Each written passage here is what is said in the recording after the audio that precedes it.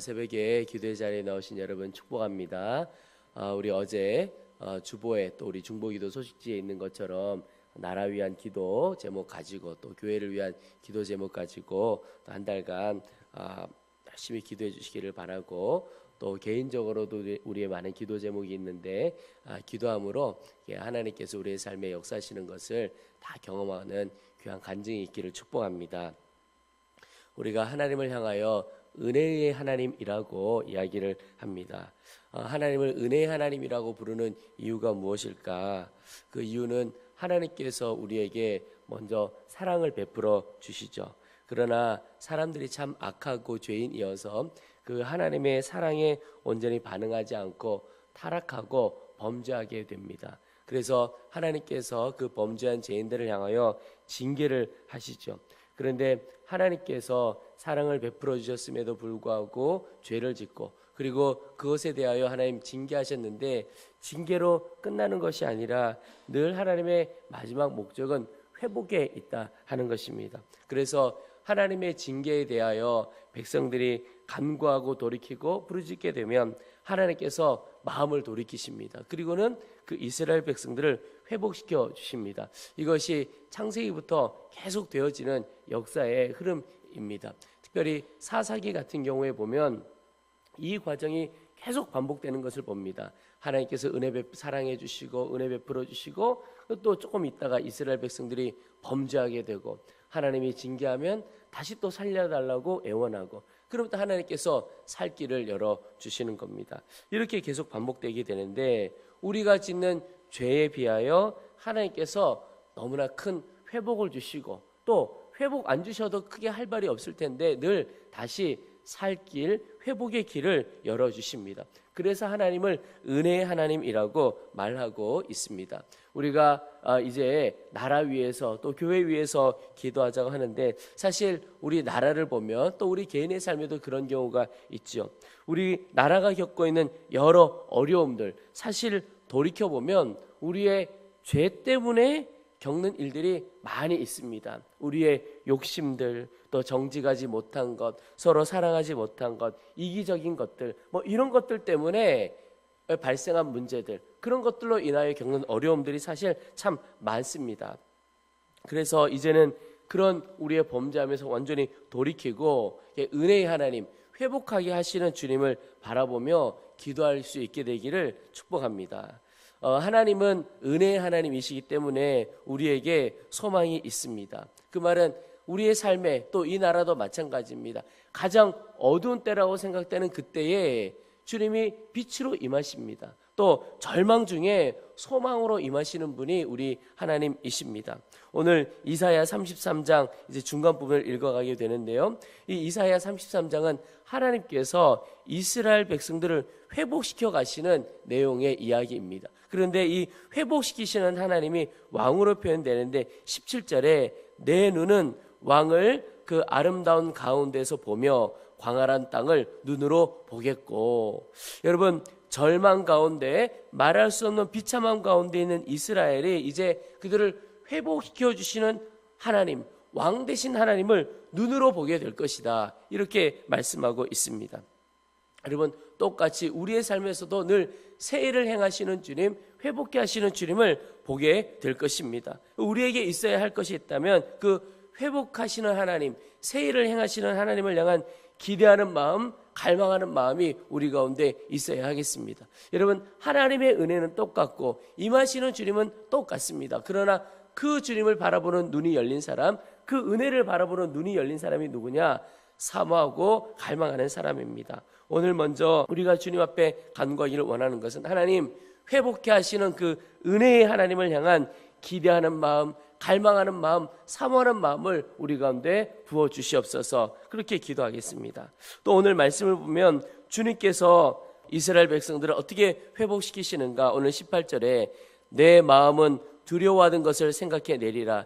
계산하던 자가 어디 있느냐? 공세를 계량하던 자가 어디 있느냐? 망대를 계수하던 자가 어디 있느냐? 여기 공세라고 하는 말은 세금을 말합니다. 이 말은 이 압제하던 아수르가 계산하고 공세를 걷고 망대를 계수하고 이런 이 아수르 백성들, 압제하던 아수르가 다 떠나가게 돼서 이제 이스라엘 백성도 보이지 않게 된다 하는 뜻입니다. 19절도 같은 내용입니다. 내가 강포한 백성을 보지 아니하리라. 이스라엘 백성들을 압제하던 사람들 더 이상 보지 못할 거라는 겁니다. 그 백성은 방언이 어려워 내가 알아듣지 못하며 말이 이상하여 내가 깨닫지 못하는 자니라. 이제 이스라엘 백성들을 압제하던 그 아수르 백성들이 다 떠나가고 물러가게 될 것이다. 하나님이 그렇게 회복시켜 주신다. 그리고 시온성에 대하여도 말씀을 하십니다. 20절에 우리 절기의 시온성을 보라.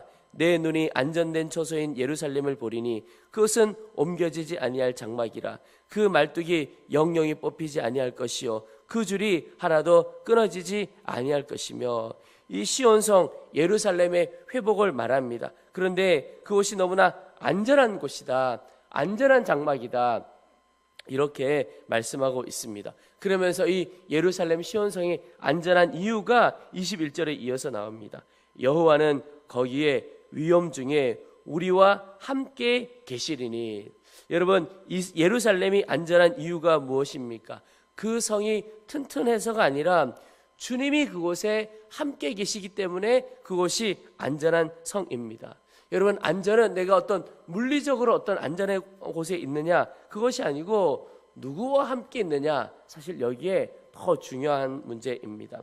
성도의 안전은 주님과 함께 있을 때 완전히 보장되는 것입니다. 주님이 친히 우리의 장벽이 되어주시고 주님이 우리의 방패가 되어주시기 때문에 그렇습니다.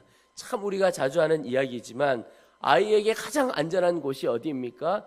그 어떤 것도 아니고 그저 엄마 품 안에 엄마와 함께 있으면 그 아이는 안전합니다. 엄마가 그 아이의 성벽이 되고 그 아이의 방패가 되기 때문에 그렇습니다. 요즘 그 어떤 때보다도 교회와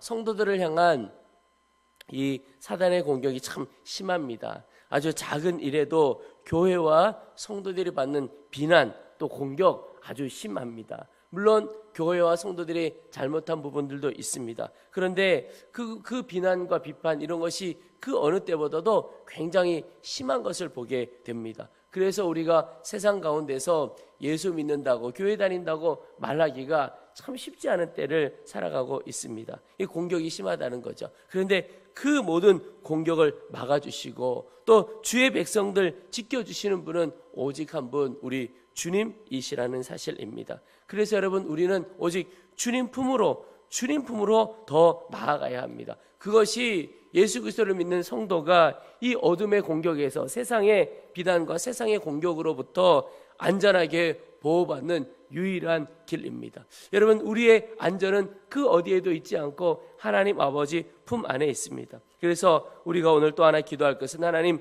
어떤 형편에서도 우리와 함께 하시고 우리를 지키시는 그 주님을 바라보게 하시옵소서. 그것만이 우리가 안전하게 거할 길인 것입니다. 오늘 말씀을 보다 보면 22절에 참 재미있는 표현이 나옵니다. 22절을 함께 보겠습니다. 대저 여호와는 우리 재판장이시요 여호와는 우리에게 율법을 세우신 이요 여호와는 우리의 왕이시니 그가 우리를 구원할 것임이니라. 여러분, 오늘 22절에 나와 있는 여호와 하나님을 표현한 것이 세 가지로 표현되어 있습니다. 재판장이시요 율법을 세우신 이요 우리의 왕이다. 그런데 요 구절을 읽다가 우리나라의 지금 행정 이런 체계가 생각이 났습니다. 우리나라 체계가. 하나는 재판장이라고 하는 것은 어떤 사법을 말하는 거죠. 또 하나 율법을 세우셨다. 이 말은 입법을 말하는 겁니다. 또 왕, 행정을 말하는 겁니다. 우리나라를 보통 볼 때 삼권이 분립되어 있다 이러면서 사법, 입법, 행정 이런 나눠져 있는 것을 보게 되죠. 권한이 다 나눠 있는데, 그런데 거기서 뭐 삼권 분립이다 이런 표현을 하는데, 우리 하나님은 삼권 분립이 아니라 삼권 통합입니다. 제가 말씀을 보면서 22절에 왜 꼭 이렇게 나누어서 표현을 해 놓았을까? 제가 하나님 앞에 깨닫게 되고 주신 마음은, 하나님께서 우리의 삶의 전 영역을 다스리신다는 겁니다. 사법이나 입법이나 행정이나 이런 거와 상관없이 모든 영역을 다스리시는데, 특별히 모든 영역, 모든 시간, 그래서 우리 인생 전부를 다스리시는 분이 우리 하나님이시다. 그래서 주님은 주일에만 나를 다스리시는 분이 아니시고 교회에서만 나를 다스리는 분이 아니시고 내가 살아가는 모든 시간, 모든 장소, 모든 형편에서 나를 다스리시는 분이시다. 심지어 내가 잠을 자는 그 순간에도 나를 다스리시는 분은 오직 주님이신 것입니다. 제가 말씀을 묵상하면서 그렇구나, 내 잠자는 것까지도 주님께 온전히 맡겨드려야 하겠다. 여러분, 잠을 주무실 때 보면 6시간을 잔다 그러면 6시간을 똑같이 깊이 자는 것이 아니고 어느 시간에는 깊이 자다가 어느 순간에는 이게 잔 건지 깨어 있는 건지 잘 모르고 이럴 때가 많죠. 그런데 보니까 현대인들은 더 깊은 잠을 잘 못 잔다고 하더라고요. 그러면서 요 구절이 생각나면서 하나님, 잠도 다 주님께 맡겨드립니다. 주님 다스려 주시면 모든 시간 다 깊게 자고 안전하게 자고 회복하는 시간이 될 것이다 하는 마음을 갖게 됩니다. 여러분, 우리 주님은 어느 한순간 어느 장소 어느 때만 나를 다스리시는 분이 아니시고 모든 시간 모든 장소 모든 형편에서 나의 주인이 되시고 나를 다스려 가시는 분이십니다. 그분께 내 삶의 모든 통치를 맡길 때 온전한 구원의 역사가 우리 가운데 있게 된다 하는 것입니다. 오늘 22절의 말씀은 바로 그 의미입니다. 그래서 여러분, 오늘 세 번째로 기도할 것이 하나님, 모든 순간 모든 장소 모든 형편에서 나를 다스리시는 왕 되신 주님을 바라보며 그 주의 통치하심 가운데 주의 다스리심 가운데 주의 뜻대로 살아가는 자가 되어지도록 우리를 사로잡아 주옵소서. 그 가운데 하나님의 역사가 우리 가운데 있게 될 것입니다. 우리 이제 말씀을 붙들고 기도하겠습니다. 오늘 세 가지 말씀을 붙들고 기도하겠습니다. 먼저는 하나님, 우리를 회복시키시는 주님을 향한 갈망하는 마음, 사모하는 마음을 부어주옵소서 기도하겠습니다. 두 번째는 주님, 어떤 형편에서도 우리와 함께 하시고 특별히 우리를 지키시는 주님을 바라보게 하시옵소서. 우리 세 번째는 하나님, 모든 순간 모든 장소 모든 형편에서 주님은 나의 왕이시고 그래서 내가 그 주님의 다스리심 가운데 주의 뜻대로 살아가도록 우리를 사로잡아 주옵소서. 우리의 주의 이름을 한번 부르고 간절한 마음으로 함께 기도하겠습니다.